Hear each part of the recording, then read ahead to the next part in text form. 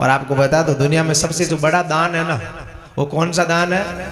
कन्यादान है। सबसे बड़ा कन्यादान है मेरी माताओं। ध्यान से सुनना इस बात को। कन्याओं का क्या होता है? दान होता है। और कन्यादान करना शास्त्र में आता है कि उसमें यज्ञ करने का फल मिलता है। इसलिए बेटी जिसके घर में पैदा होती है ना, उसको भाग्यशाली कहा है। जिसके घर में कन्या है, पुत्री है, बेटी है, तो उसके घर में तो यज्ञ होगा, वो चमरी मरेगी, कन्यादान करेगा। लेकिन दुर्भाग्य आज के इस भौतिक युग में, दुर्भाग्य इस 21वीं सदी में कि लोग लड़कियों के पैसे लेते हैं महाराज, बेटियों को बेचते हैं। हाँ, जब ऐसा सुनते हैं ना तो बड़ी तकलीफ होती है। सुनते क्या पता चला इधर आने के बाद। हाँ, और लोग अपने आप को बड़ा बताने वाले, आओ महाराज हम तो हम ही हैं, पैसे लेते हैं बेटियों के। तो बेटी का पैसा लेता है, अच्छा उस पैसे का क्या करता है? बढ़िया मकान बनाता, बढ़िया गाड़ी खरीदता महाराज, और गाड़ी में घूमता है। उस बेटी पर क्या गुजरती होगी जो बेटी बिक करके जा रही है महाराज। मैं तो सीधे शब्दों में बोलता हूँ महाराज, बेटी को बेचना और बढ़वागिरी करना, इसमें ज्यादा फर्क नहीं है।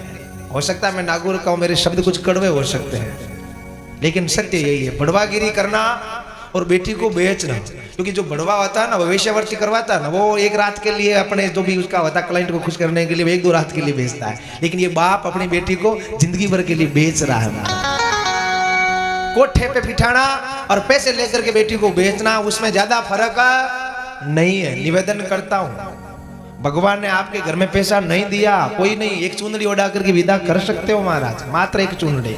एक चुनरी में आप अपनी पुत्री को, कोई आपको पाप नहीं लगेगा, कोई आपको गलत नहीं कहेगा, क्योंकि आपके पास नहीं है। लेकिन मेरी माताओं, मेरे प्यारे भक्तों, यदि कोई ऐसा व्यक्ति आपकी नजर में हो तो उसको समझाने का प्रयास जरूर करना। रे बेटी के पैसे मत ले भाई, ये कन्या है, ये जिंदगी भर स्वाभिमान की जिंदगी ना जी पाएगी महाराज। क्योंकि बेटी के पैसे लेने के बाद क्या वो स्वाभिमान की जिंदगी थोड़ी जीती है महाराज। है क्या उसको ताने नहीं सुनाएंगे? तेरे 25 लाख रुपए दिए काम कर, तेरे 20 लाख रुपए दिए काम कर।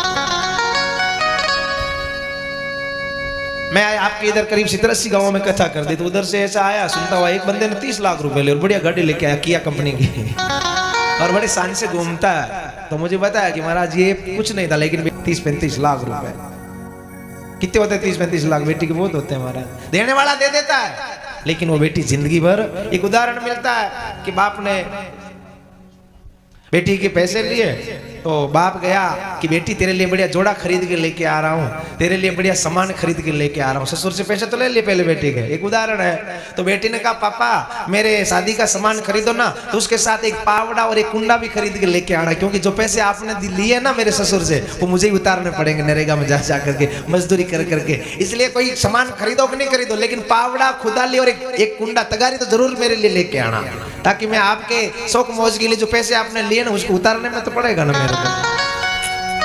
तब निवेदन करता हूं महाराज, कन्या का दान होता है, और जिस घर से कन्या खुश होकर के जाती है महाराज, उस घर में भगवान की विशेष कृपा होती है। क्योंकि अपने सनातन धर्म के तहत जहाँ नारी की पूजा होती है, जहाँ नारी का सम्मान होता है, जहाँ मेरी बहन बेटियों को खुशियां मिलती है, जहाँ मेरी बहन बेटी खुश होती है, उस घर में साक्षात परमात्मा भगवान निवास करते हैं महाराज।